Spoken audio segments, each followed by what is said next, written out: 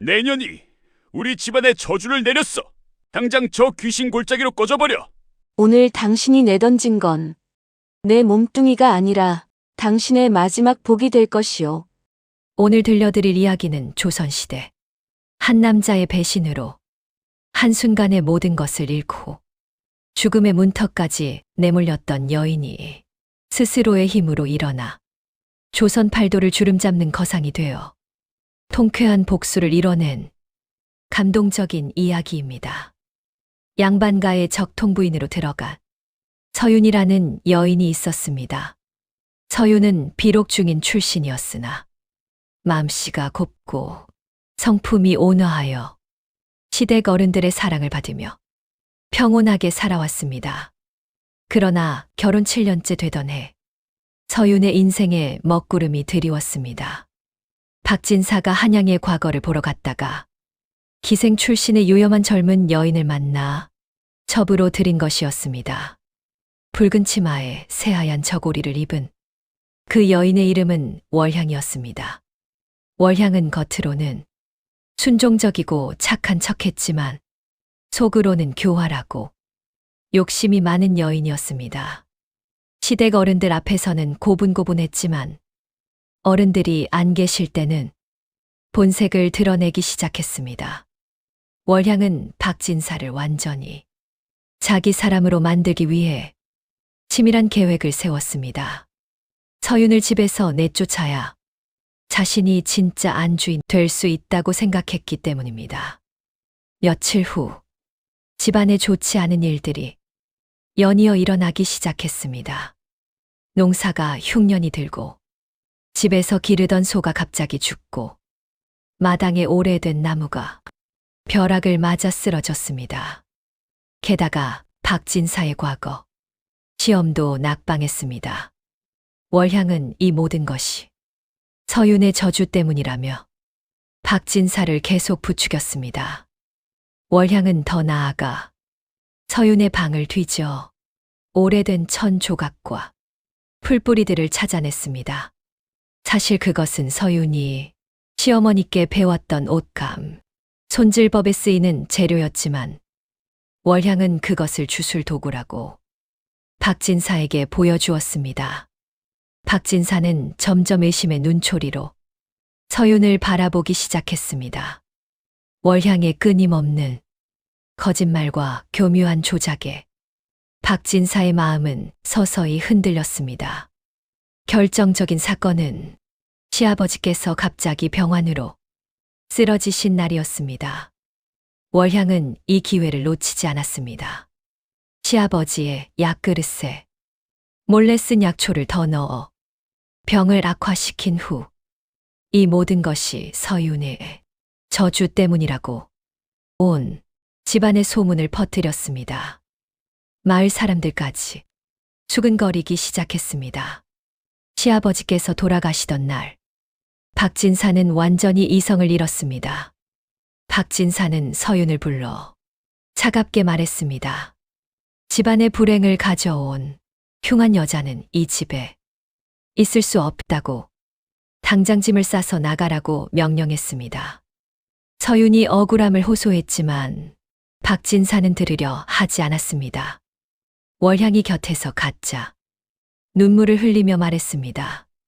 차라리 귀신 골짜기로 보내서 정화의 시간을 갖게 하는 것이 좋겠다고. 그곳에서 참회하며 저주를 풀면 언젠가 돌아올 수 있을 것이라고 교묘하게 부추겼습니다. 박진사는 고개를 끄덕였습니다. 한겨울 눈보라치는 날이었습니다. 서윤은 앙상한 소복 차림으로 집 앞에 서 있었습니다. 박진사는 싸늘한 목소리로 말했습니다. 지금 당장 이 집을 떠나라고. 마을 사람들이 두려워하는 귀신 골짜기로 가서 혼자 살라고. 다시는 이 집에 발도 들이지 말라고 냉정하게 내쳤습니다. 서윤은 마지막으로 박진사의 눈을 똑바로 바라보았습니다. 그 눈에는 더 이상 정도 사랑도 없었습니다. 오직 차가운 거부와 혐오만이 가득했습니다. 서윤은 입술을 깨물며 돌아섰습니다. 뒤돌아보지 않았습니다. 눈물도 흘리지 않았습니다. 다만 마음속 깊은 곳에서 다짐했습니다. 반드시 살아남아 당당하게 돌아오겠다고 말입니다. 서유는 혼자 눈 덮인 산길을 걸어갔습니다. 발이 시리고 몸이 얼어붙었지만 멈추지 않았습니다. 해가 지고 어둠이 내렸지만 계속 걸었습니다. 마침내 서유는 마을 사람들이 귀신 골짜기라 부르는 곳에 도착했습니다. 그곳은 조선 팔도. 사람들이 이름만 들어도 벌벌 떠는 곳이었습니다. 깊은 계곡과 험준한 바위, 그리고 기이한 동굴들이 즐비한 산골이었습니다. 마을 사람들이 귀신이 나온다고 믿었던 이유는 바람이 동굴을 스치며 내는 섬뜩한 소리 때문이었습니다. 서유는 떨리는 몸을 이끌고 동굴 하나를 찾아 들어갔습니다. 다행히 동굴 안은 바람을 피할 수 있었고 깊숙한 곳에는 얕은 샘물도 흐르고 있었습니다. 서유는 그곳에 쓰러져 잠이 들었습니다. 얼마나 잤을까요? 눈을 떴을 때는 이미 다음날 해가 중천에 떠 있었습니다. 서유는 일어나 주변을 살폈습니다. 배가 고팠지만 먹을 것이 없었습니다. 서유는 동굴 밖으로 나가 산에서 나는 도토리와 나무를 캐어 먹었습니다. 맛이 쓰고 거칠었지만 살기 위해서는 어쩔 수 없었습니다. 그렇게 며칠이 흘렀습니다. 서유는 조금씩 이곳 생활에 적응해 갔습니다. 나무를 주워 불을 피우고 물을 끓여 마시고 산나물을 삶아 먹었습니다. 동물 가죽으로 옷을 기워 입고 나무 껍질로 신을 만들었습니다. 한 달이 지나고 두 달이 지났습니다. 어느 봄날 서유는 동굴 깊은 곳을 탐색하다가 놀라운 것을 발견했습니다. 바위 틈에서 황금빛으로 빛나는 이상한 이끼가 자라고 있었던 것입니다. 서유는 처음에는 그냥 지나쳤지만 며칠 후 다시 그곳을 찾았을 때 그 이끼가 햇빛을 받으면 더욱 찬란하게 빛난다는 것을 발견했습니다. 서유는 호기심이 생겼습니다. 조심스럽게 이끼 조금을 떼어내 물에 담가 보았습니다. 그러자 물이 눈부신 황금빛으로 변했습니다.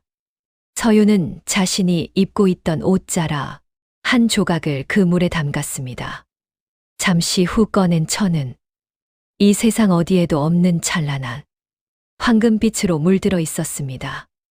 더욱 놀라운 것은 그 천이 햇빛을 받으면 마치 살아있는 듯 은은하게 빛을 발한다는 것이었습니다. 서윤의 가슴이 뛰기 시작했습니다. 이것이 바로 자신이 살아갈 희망이 될 수 있다는 확신이 들었습니다. 서윤은 동굴 주변을 더 자세히 살펴보았습니다. 그러자 황금, 이끼 외에도 여러 가지 특이한 식물들과 반짝이는 광석 가루들이 있다는 것을 알게 되었습니다. 빨간 열매, 푸른 이끼, 검은 광석 각각이 독특한 색을 만들어낼 수 있었습니다. 서유는 깨달았습니다. 이곳이 바로 자신에게 주어진 기회라는 것을 말입니다. 서유는 그날부터 낮에는 산에서 재료를 모으고 밤에는 동굴에서 작업을 했습니다. 처음에는 방법을 몰라 많이 실패했습니다. 천을 구할 수 없어 나무 껍질과 풀섬유로 실을 만들어야 했습니다. 손가락이 부르트고 손톱이 깨져 피가 났지만 멈추지 않았습니다. 서유는 여러 가지 시도를 했습니다. 다양한 식물과 광석을 조합하고 물의 온도와 담그는 시간을 조절하며 연구했습니다. 수백 번의 실패 끝에 서유는 조금씩 방법을 터득해 갔습니다. 1년이 지났습니다. 서유는 이제 손으로 직접 배를 짤 수 있게 되었습니다. 나무로 간단한 배틀을 만들고 풀섬유로 만든 실로 천을 짰습니다.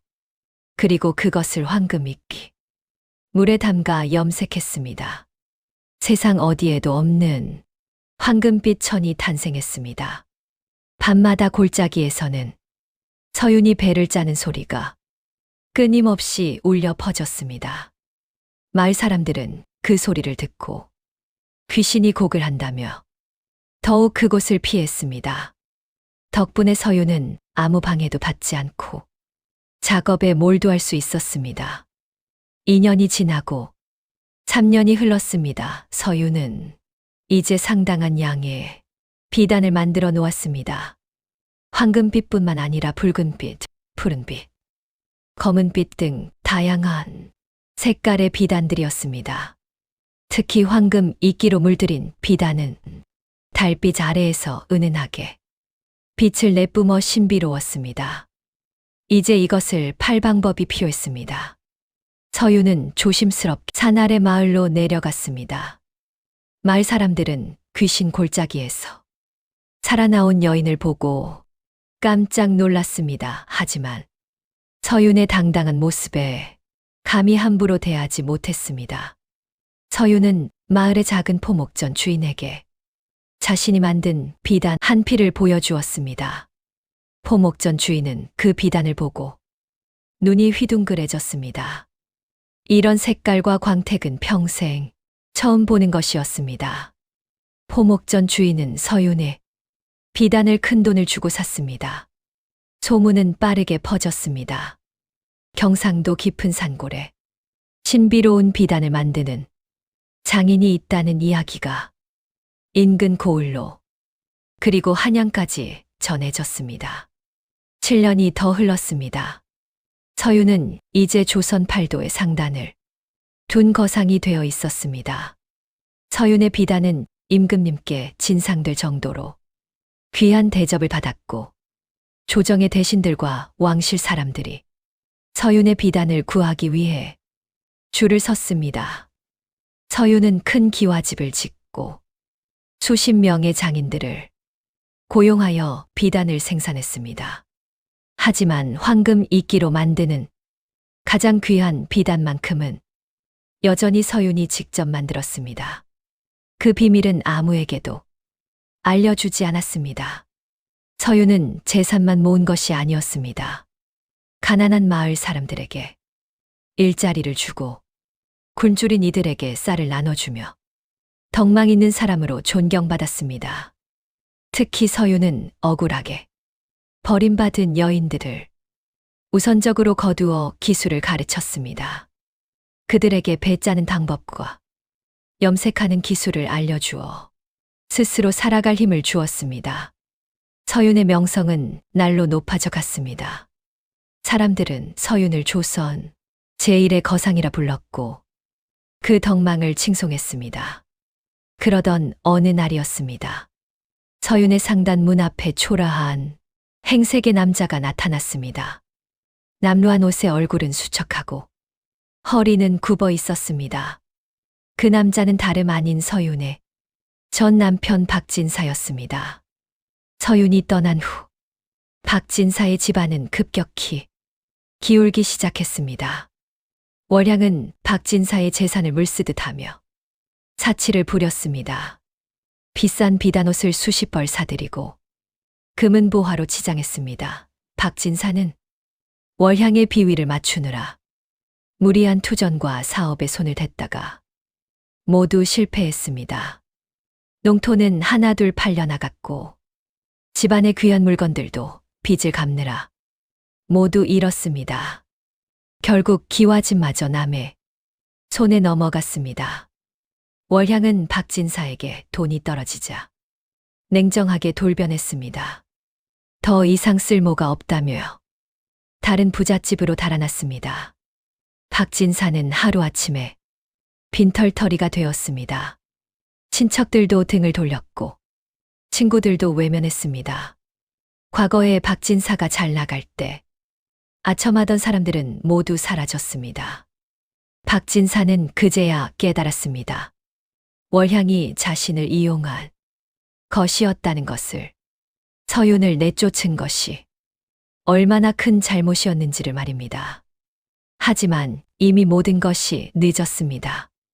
박진사는 구걸하며 떠돌아다녔습니다. 그러던 중 우연히 한양에서 귀한 황금 비단 이야기를 들었습니다. 그 비단을 만드는 거상이 경상도 출신이라는 말에 혹시나 하는 마음으로 찾아갔습니다. 마지막 희망을 걸고 말입니다. 박진사는 상단 앞에서 한참을 망설이다가 용기를 내어 문을 두드렸습니다. 하인이 나와 무슨 일이냐고 물었습니다. 박진사는 떨리는 목소리로 말했습니다. 자신에게 비단 한 필만 팔아달라고. 이것을 판서댁에 바치면 집안을 다시 일으킬 기회가 생긴다고 애원했습니다. 하인은 박진사의 초라한 행색을 보고 코웃음을 쳤지만 안으로 들어가 주인께 전했습니다. 잠시 후 하인이 나와 말했습니다.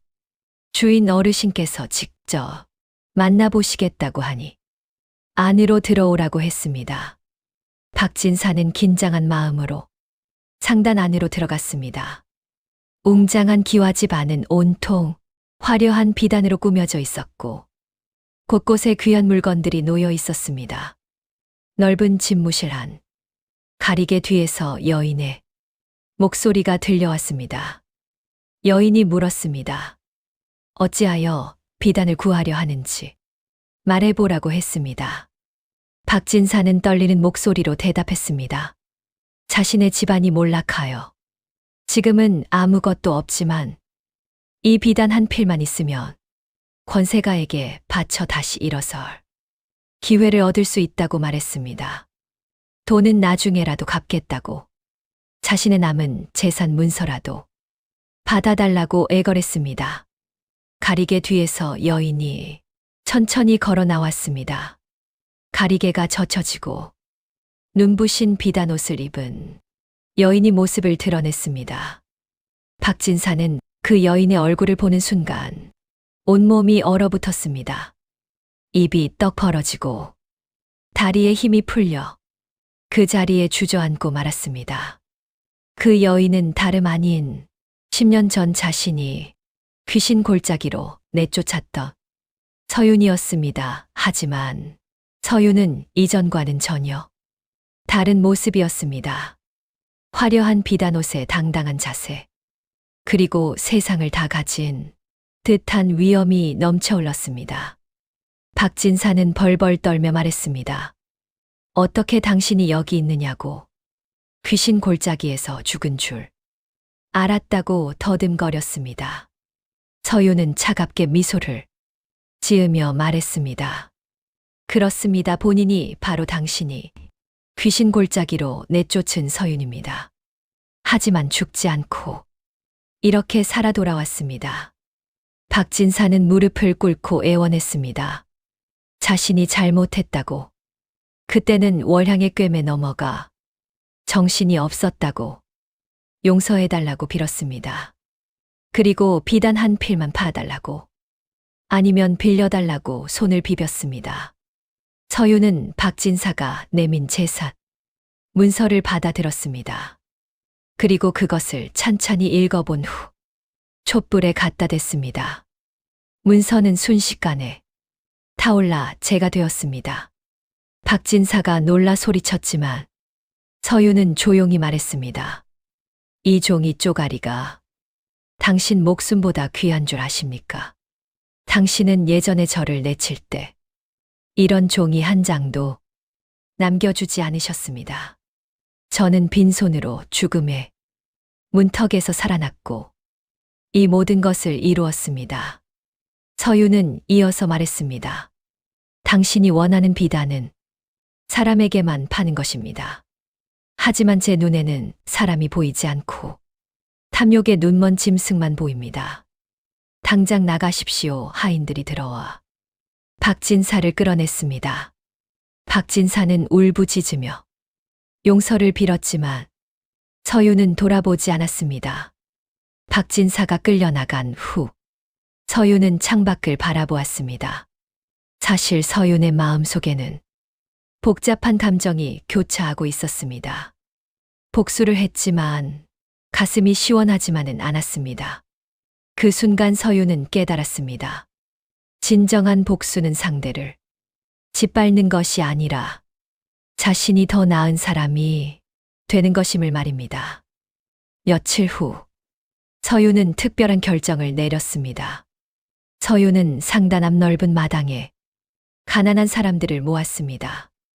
그리고 그들에게 배 짜는 기술과 염색하는 방법을 가르치기 시작했습니다. 물론 황금, 이끼의 비밀은 여전히 서윤만의 것이었지만 기본적인 비단, 제작 기술만으로도 사람들은 먹고 살 수 있었습니다. 서유는 특히 남편에게 버림받거나 억울한 일을 당한 여인들을 우선적으로 받아들였습니다. 그들에게 기술을 가르치고 일자리를 주었으며 스스로 당당하게 살아갈 힘을 길러주었습니다. 한편 박진사는 상단을 나온 후 한동안 방황했습니다. 박진사는 작은 마을로 내려가 움막을 짓고 살기 시작했습니다. 낮에는 남의 집 밭을 거들어주고 밤에는 과거를 후회하며 눈물을 흘렸습니다. 박진사는 자신이 저질렀던 모든 잘못들을 떠올렸습니다. 착하고 현숙했던 서윤을 의심했던 일, 월향의 거짓말에 속아 넘어갔던 일, 서윤을 차갑게 내쫓았던 그날의 일들이 끊임없이 머릿속을 맴돌았습니다. 박진사는 몇 번이고 서윤을 찾아가 진심으로 사죄하고 싶었지만 용기가 나지 않았습니다. 자신은 용서받을 자격이 없다고 생각했기 때문입니다. 세월이 흘러 박진사는 점점 쇠약해져 갔습니다. 병든 몸으로 혼자 살아가는 것은 너무나 힘들었습니다. 어느 날 박진사는 마을 사람들로부터 서윤이 가난한 이들을 돕고 있다는 소식을 들었습니다. 많은 여인들에게 기술을 가르쳐 새 삶을 찾게 해주고 굶주린 백성들에게 쌀을 나눠주며 덕을 베풀고 있다는 이야기였습니다. 박진사는 고개를 떨구었습니다. 서윤은 그렇게 훌륭한 사람이 되었는데 자신은 여전히 과거의 잘못 속에서 헤어나오지 못하고 있었습니다. 몇 년이 더 흘렀습니다. 박진사는 병이 깊어져 자리에 누웠습니다. 마을 사람들이 가끔 찾아와 물과 죽을 떠다 주었지만 박진사의 몸은 점점 더 쇠약해져만 갔습니다. 어느 겨울날 저녁이었습니다. 박진사는 혼자 누워 창밖에 눈을 바라보았습니다. 마치 10년 전 서윤을 내쫓던 그날과 똑같은 눈보라였습니다. 박진사는 눈물을 흘렸습니다. 자신의 어리석음과 탐욕이 얼마나 큰 죄를 저질렀는지, 착한 사람을 의심하고 악한 사람을 믿었던 것이 얼마나 큰 잘못이었는지 뼈저리게 후회했습니다.